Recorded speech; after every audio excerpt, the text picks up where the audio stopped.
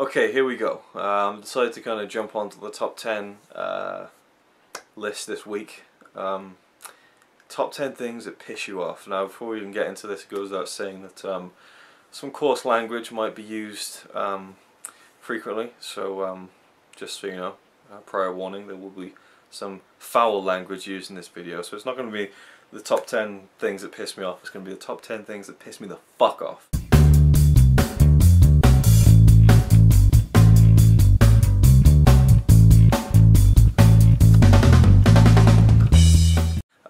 Although it was hard to even whittle down to a list. Now, before I even get to the list, things that go without saying that don't annoy me, but I hate, you know, animal abuse, child abuse, human abuse, bullying, chavs, murder, rape, chavs, kidnapping. Luke, yep. Said chavs twice. Yeah, they're twice as bad as anything else.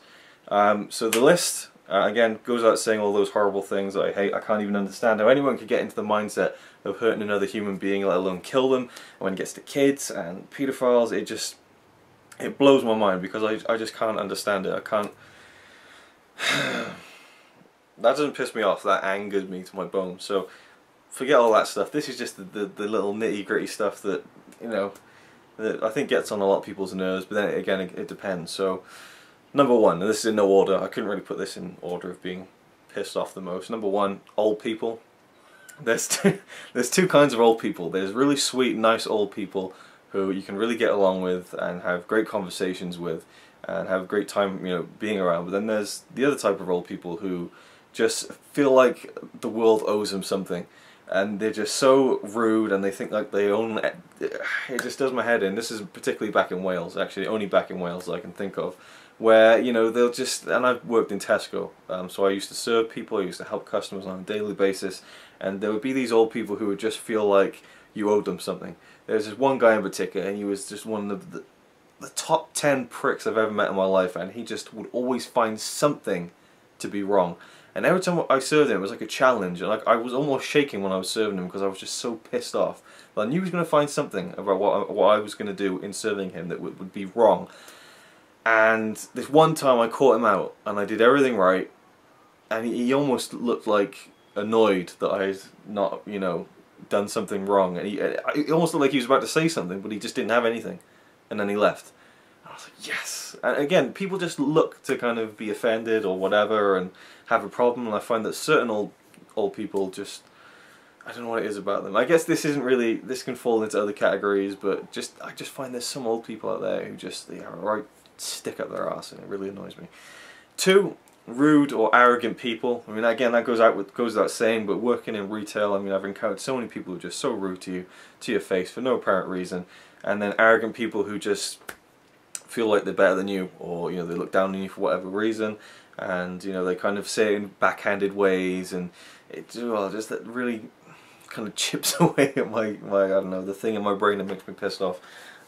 Just arrogance, I just don't see the need for it, you know, but then again, I don't see a need for a lot of things that we as humans do, so there's no point even going into that. But rude and arrogant people piss me off.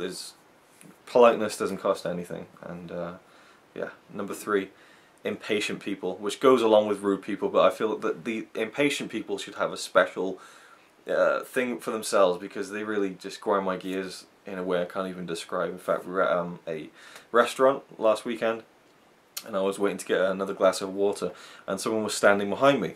You know, when someone stands with like their hand on their hip and they're kind of tilted to one side, showing they're kind of getting a bit impatient, which is fine, you know. That annoys me when I'm making a video and my cat comes in, she's like, right. But that's not on the list because it's not as bad as the other things on this list. So yeah, it's fine when someone's standing and they're looking impatient, but it's when they're standing like this far away behind you. And I turned around, I looked at this woman, and I looked back, and then she moved closer, and she's probably about this far away from me, you know. And I was just like, what do you want? Do you think that by moving closer to me, I'm suddenly going to make the person who's in front of me go quicker? I mean, I don't understand when people are in a queue and they get kind of... Well, I do understand if you're impatient for whatever reason, but doing that is not going to, you know, solve anything. When I'm impatient in a queue, which I do get impatient in queues, you know, I'm not saying I'm a saint, I get impatient and pissed off in a queue if I'm in a rush for something, but I just quietly stew behind my face. I quietly let my blood boil without doing anything because there's nothing I can do to make it go faster, but just stand there and wait. I'm not going to be like and moving closer and trying to... Sometimes people have physically moved into me trying to push past or, you know, see what's going on, and oh. The weather, number 4. This is one of those things that is just me being a complete arsehole, but it always seems whenever I go outside, if I'm wearing shorts and a t-shirt, it will rain. It will rain. In fact, I almost tried to think of a way to kind of harness this power that I have and, you know, revolutionize the world, because I can pretty much control the weather. You know, if someone wants it to rain, I'll just go outside with with some shorts and a t-shirt. It always seems like if I take a jacket out, it'll suddenly the sun will come out and it'll get boiling and I've got to carry my jacket around all day. But if I don't take a jacket, if I chance it, it will rain or it will get really cold or whatever. The weather is always against me. Number 5, annoying people in the cinema. This is a really specific thing, but when you're in a cinema to watch a film, you paid money to go and see a film. And you sit down and then there's someone, but it's always someone behind you. Do you ever notice that? It's never someone sitting in front of you, it's always someone behind you. Someone you always have to crane around, turn your head back. It must be some rule. If someone's going to be annoying in the cinema, they have to do it behind someone who's going to get pissed off by it. And, you know, you hear them in the back, you know, scrunching their food and slurping their drink. I always try and be conscious when I'm eating any food, you know, to kind of, oop, it's a quiet part in the film. Let's not put my hand into the bag of crisps, you know, or whatever. But that's not the main thing, the food rustling. That's one thing. The main thing in this category is when people are just there to just dick around. We went to see, what was it we went to see? What was that film? Dawn of the Planet of the Apes. And there was these absolute arsehole teenagers in, these guys. And I'll get to them on this list. Sitting there, must have been about 5 or 6 of them, just throughout the film, you know, just laughing, making farting noises, and it's just like, why did you even pay the money to come in here and ruin everyone else's time watching this film? And Dawn of the Planet of the Apes was a film with a lot of quiet emotional moments, which were almost ruined by, you know, oh, you're getting really into it then, you know, it wasn't that loud, but, you know, annoying people in the cinema, doing my head in. We had this run-in with a guy, we went to see Titanic in 3D, and we sat down, and he was behind us, and I think he stood up and said something like, oh, you had to just sit right in front of me, didn't you? Remember that guy? Yeah. And he was like, oh, just sit right in front of me, why don't you? And he got up and walked off. And that was one of the few moments in my life where I actually walked over to him and just gave him a telling off, which was brilliant. I love that. Yeah. I couldn't let that slide because we were having such a nice day. We were having a nice day out, and then this guy attacked like a complete prick. So I went down there and I gave him a piece of my mind.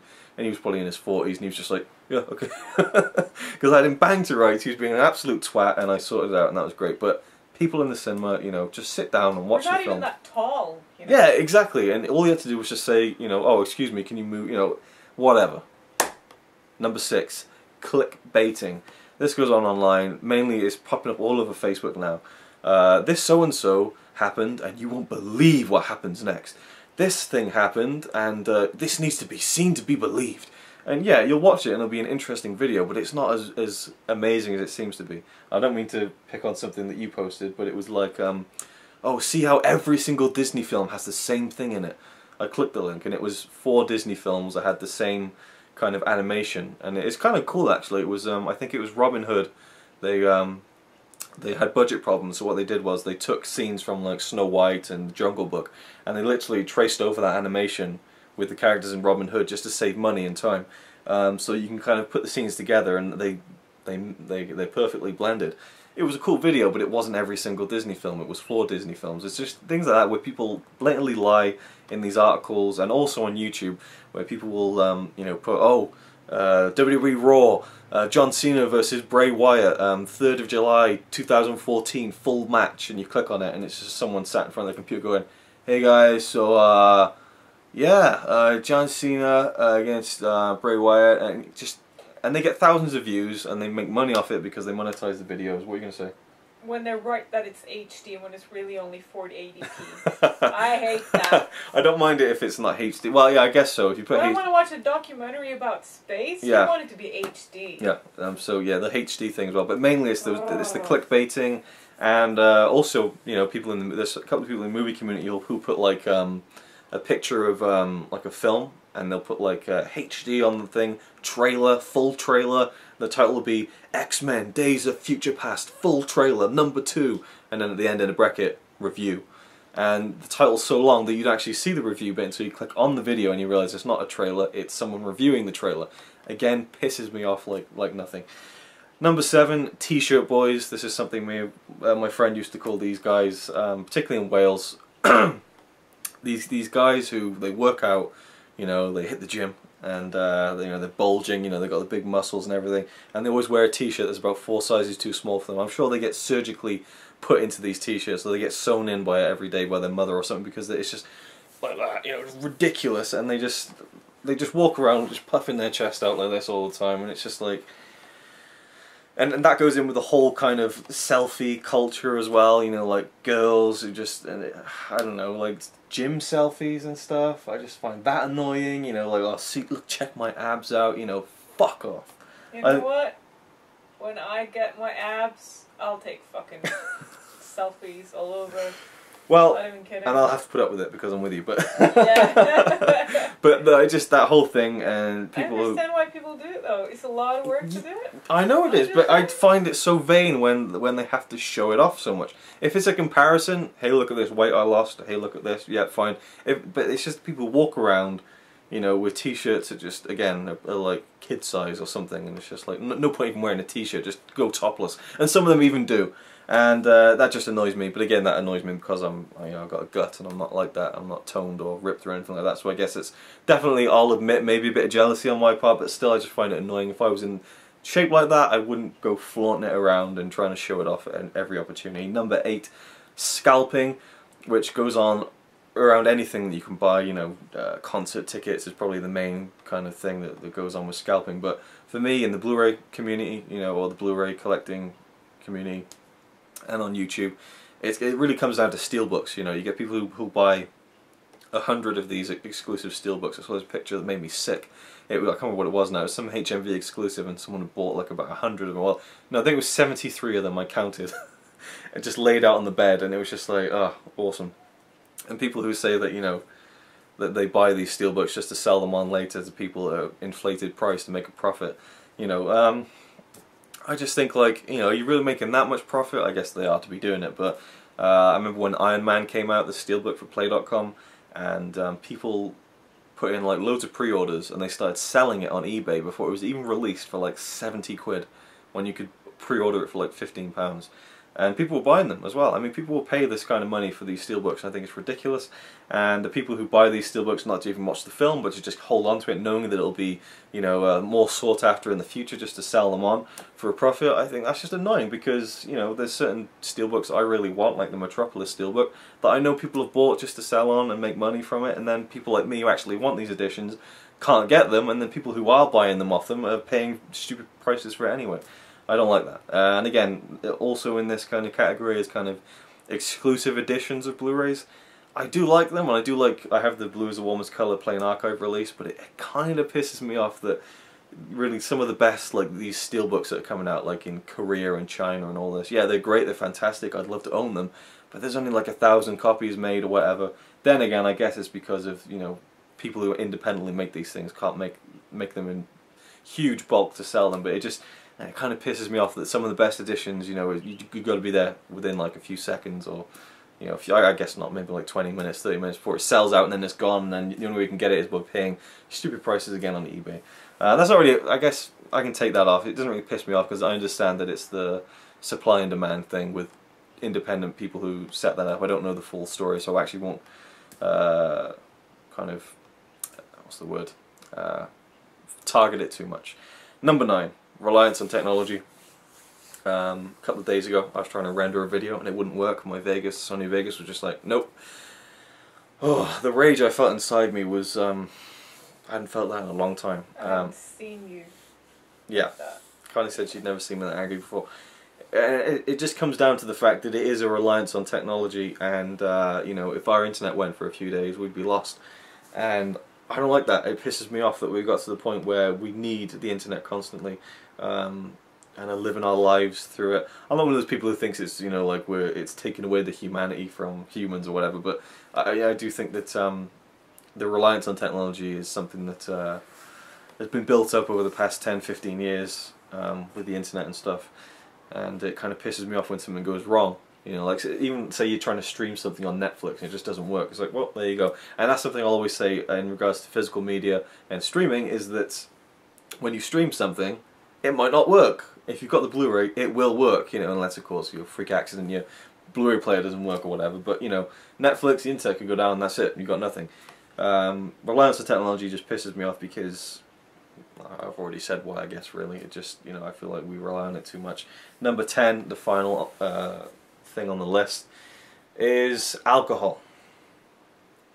You know, do you want to drink? No. Sure you don't want to drink? No, I don't drink. Come on, you have don't a drink. Yeah, and that doesn't piss me off, but it's just the way it elevates, and then just in general the whole kind of drunken culture, I guess you could say. I don't know. I mean, just the people who go out on a Friday, Saturday, Sunday night and just get absolutely wasted and spend spends hundreds of pounds, you know, every night just getting wasted or whatever. Do what you want to do. What you want to do. I don't mind. But it's when people get violent and you hear about people dying over this, and you know, actually, there's one thing I know from. I'm not going to go into it because it's actually quite bad. But I know of something. Anyway, just no. Seriously, this is a real serious subject. But alcohol kills people. You know, and weed, cannabis. You know, I know a lot of people smoke it. Many of my friends do. But you know, I would honestly be much more in favour of weed being legal and alcohol being illegal. It just seems logical to me. I don't understand how this has happened. Obviously there must be a reason, because you know, you smoke weed, you know, the effects are completely different. And I know firsthand, but alcohol is just a real scary thing. In moderation, fine, you know, but I just think that I don't know why I'm even getting into this, but the reason it pisses me off is just I hate drunken people, because they get so confrontational, they get so violent, and they get so annoying. And well, also, not all of them. Not all of them.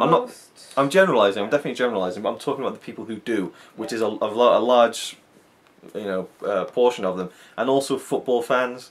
Again, if you like football, awesome, no problem with that. But it's the people who get so into it, you know, especially with alcohol mixed into it, that people die over it, and you have riots, and people just, you know, you support a different team, so I'm going to try and punch the shit out of you and you might die.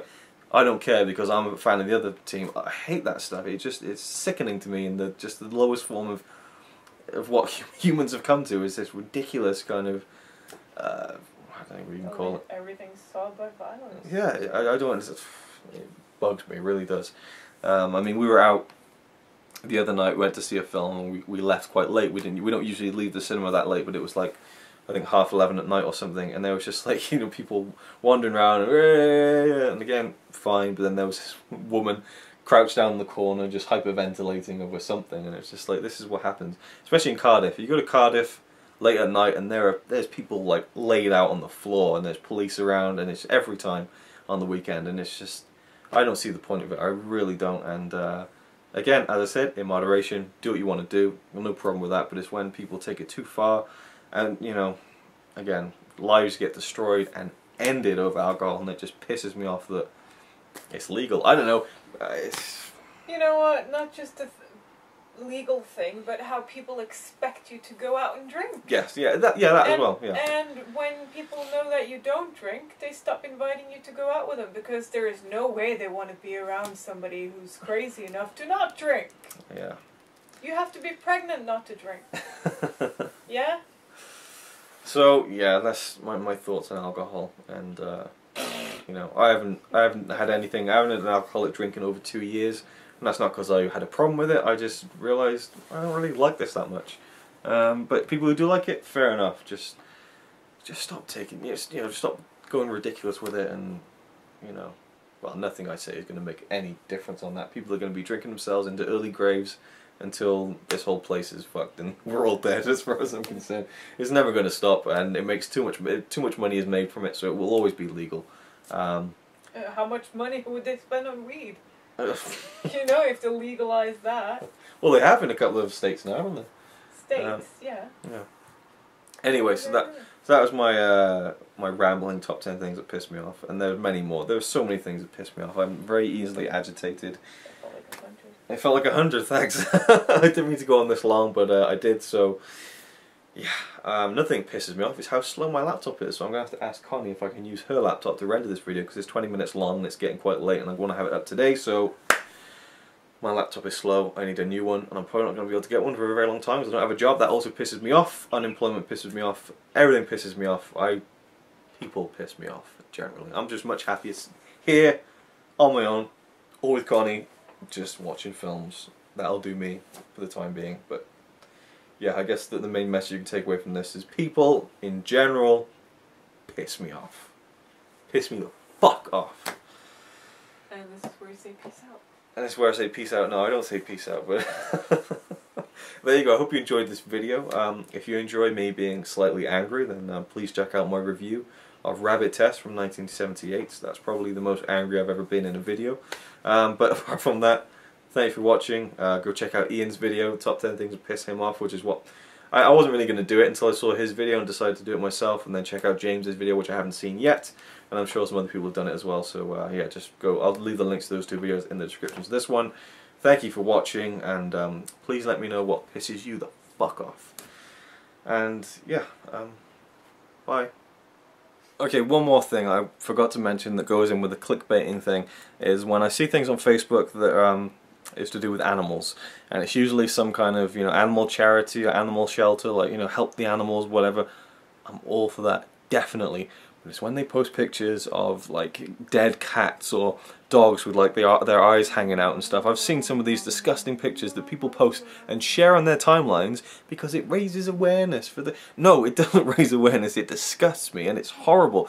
Now, I'm not saying that I want to look away from the charities.